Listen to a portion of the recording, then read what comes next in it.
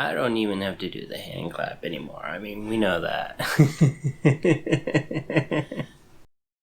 Hope y'all are doing well. I will keep this very quick and short. Straight into the video. Don't want to waste your time. Not much going on.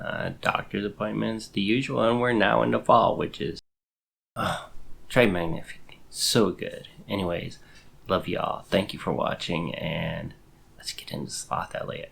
Love you. Bye. Right off the bat with those Tachikala nibs. Yeah, I like them. I think that's pretty obvious by now.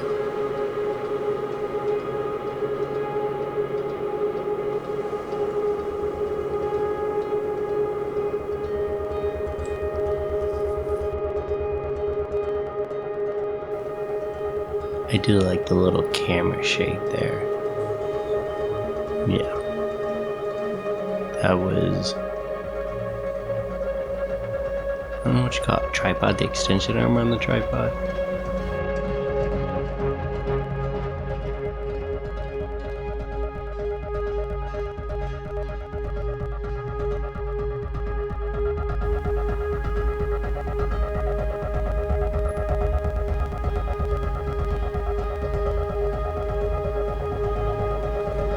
I enjoyed the idea of playing with time within the panels, and I plan on using that a little bit more. So most of the characters, monkeys, lemurs, red pandas, speak at a fairly normal place.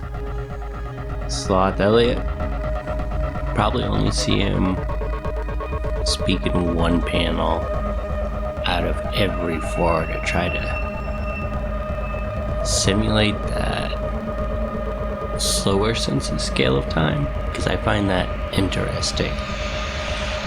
The different animals probably have a much varied sense of time. I think about that a lot. Like, we have cicadas that are going up. The cicada the other day was actually going so loud that I had to ask Kathleen whether that was actually real or if, I was just elevated a little too high.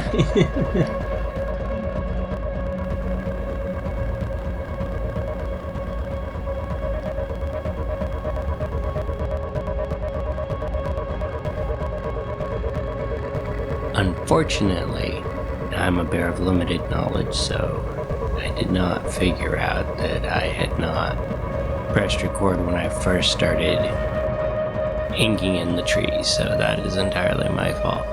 Now, I have been interested in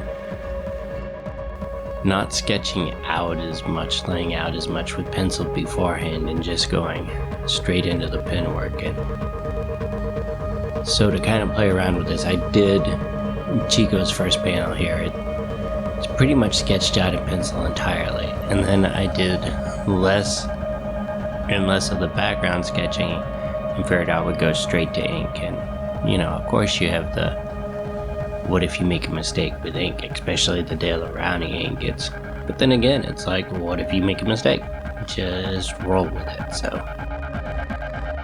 trying to put into practice the crap that I always say.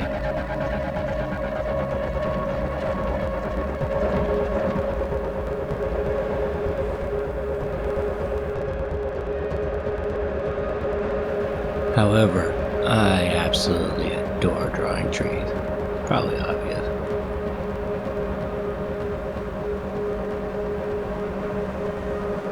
In this panel with Sloth Elliott, it goes right back to what I was saying on the last one. Kind of thinking about Kandinsky and his book that I read. And also I wanted to play around with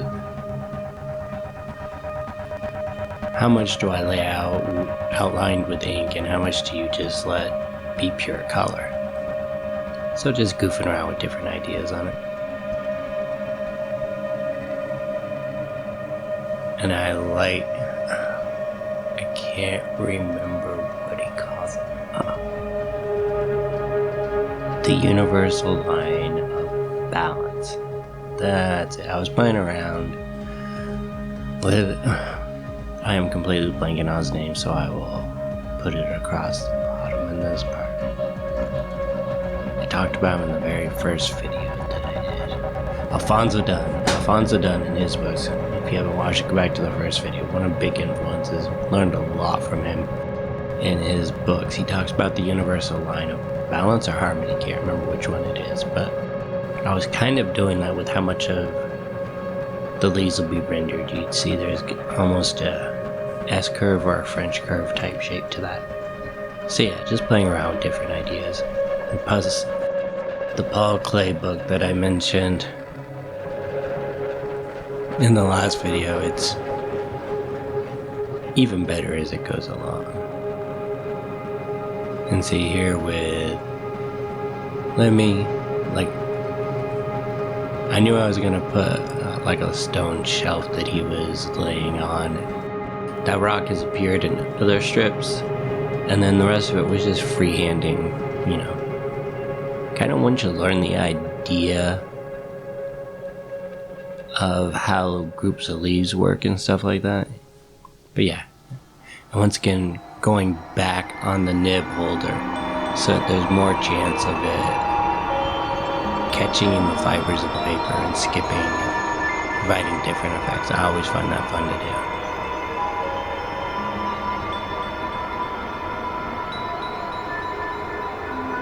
And I was trying to give Chico almost a world-weary expression on this when he says it, but who knows.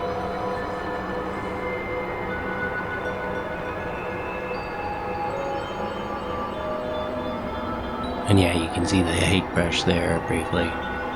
Once again, Steve Cronin, wet on wet techniques. If you don't know Steve Cronin, go watch his videos.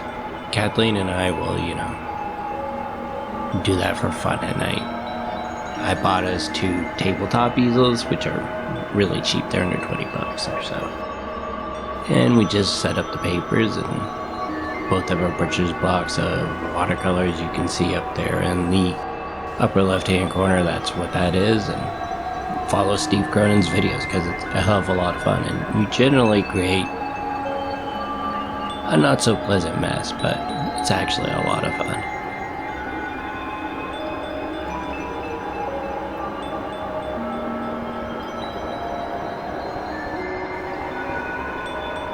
Enjoy the playfulness of watercolors.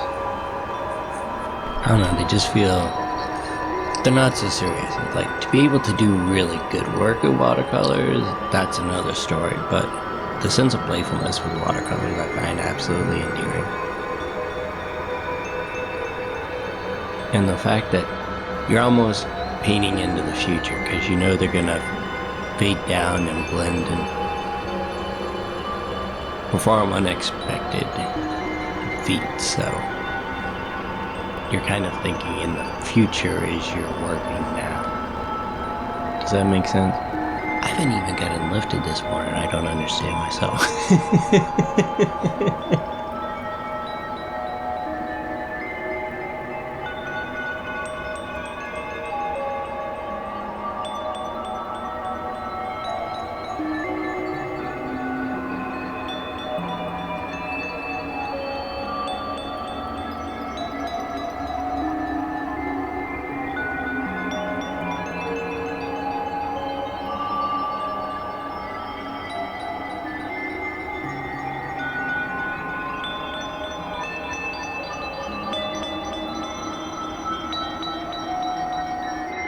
Using the fan brush, just get those little bits of texture in there. Quick and fast, cheap.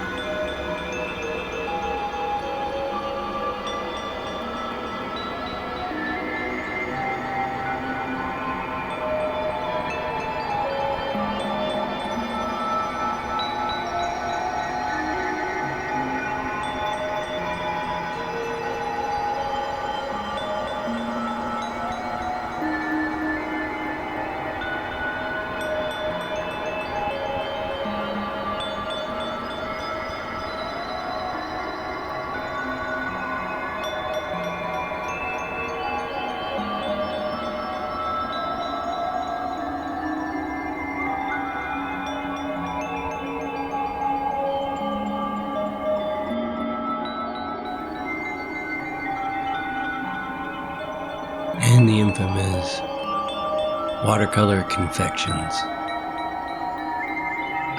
10. I don't know why I enjoy that thing so much. I'll have to try it. Crap. I've said that for months now that I should try another one of that thing. One of these days I eventually will.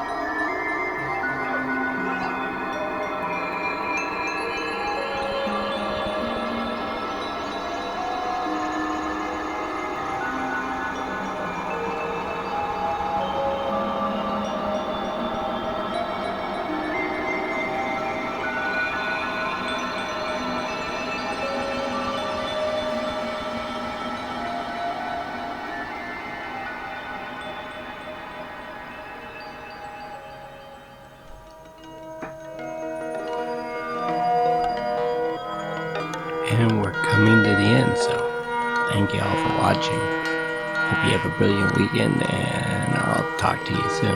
Love you all. Bye.